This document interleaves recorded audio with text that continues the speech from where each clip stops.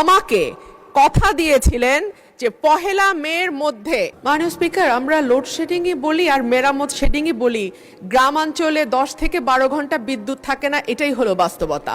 আমার মাননীয়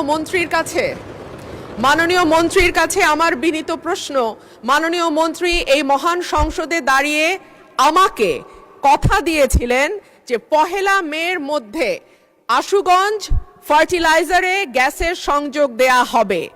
এরপরে আরো 1 মাস 3-4 দিন পার হয়ে গেছে মাননীয় স্পিকার, এখনো আশুগঞ্জ ফার্টিলাইজারে গ্যাসের সংযোগ আমরা পাইনি। গ্যাসের সংযোগ আছে, গ্যাসের সাপ্লাই আমরা পাইনি। মাননীয় মন্ত্রী কি দয়া করে বলবেন যে আশুগঞ্জে আমরা কবে গ্যাসটি পাবো? ধন্যবাদ মাননীয় স্পিকার। মাননীয় মন্ত্রী। প্রথমে যে কথাটা বললো যে 10 থেকে 12 ঘন্টা বিদ্যুৎ থাকে না, এটার সাথে আমি একমত না। উনি বিদ্যুৎ ছাড়ছেন, আবার ওনার ফার্টিলাইজার ফ্যাক্টরি তো চালাতে বলছেন। গ্যাসের তো আমার সংকট আছে, সেই জন্য আমাদের বিদ্যুৎ প্ল্যান্টগুলো চালিয়ে রাখতে হচ্ছে এবং সেই জন্য তার ওখানে সংযোগ দিতে পারছি না আমরা।